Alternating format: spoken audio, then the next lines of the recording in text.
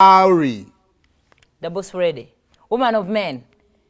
The ATM machine. So come to nane Zari inengeri gy'afaananyamu abawala b'e Kampala nti bo bamuleka adde buto bakule.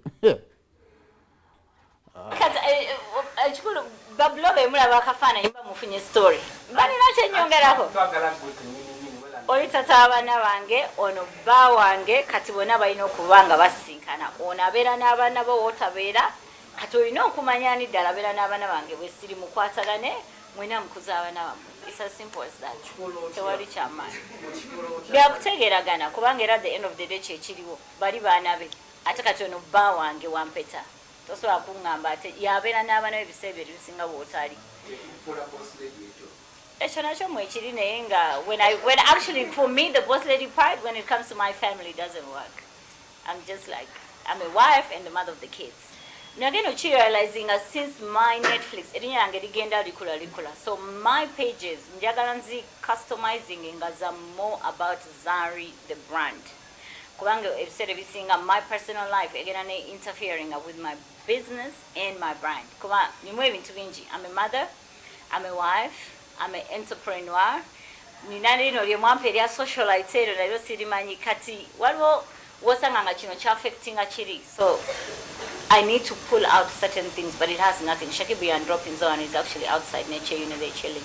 So I'm with him. I'm just trying to see how do I maintain my brand without really putting in a lot of personal life. Semwanga yafane December. You can all agree to disagree. But semwanga yafane December.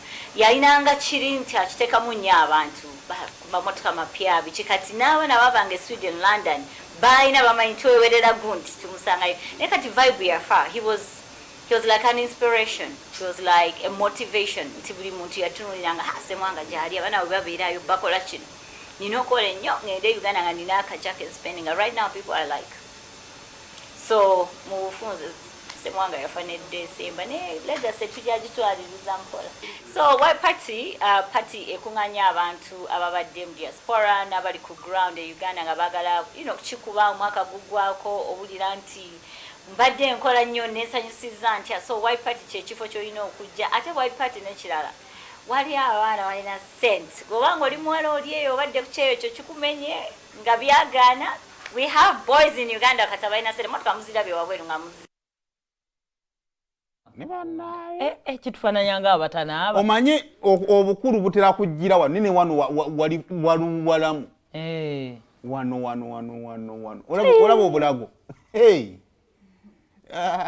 My husband's my wife naye no bannange sente eno banne tugikole sente erina byetereeza nze waliwo nalako Zari for some time nga sirabangako ku smile ye.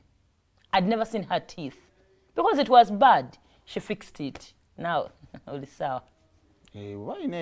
Bwoba olina ssente ekikyamu kikole mukwano waya ziteeke mmannyo gakuute smilinga. Seka bwoba tonnagakuuta madde nsaba osirika ennyo gabikke gajja kukuswa bwoba oseka kola ne excuse me nga gawagira ekibiina ekiri mu buyinza beera wansonyi buli ate nange erinnyo lino bagambe hafi ne bw'olisenyeza wiiki nga tolitaddeeko waitena buli waseka ekiwala kirina ensonyi kumbe owagira kibiina kiri mu buyinza amannyo go ge gawagira oyinza kuba sinakyowagira. So we Baba Zari looks very good. Kale ye mu Kampala yazze ensonga ezo muzitegedde. Kakati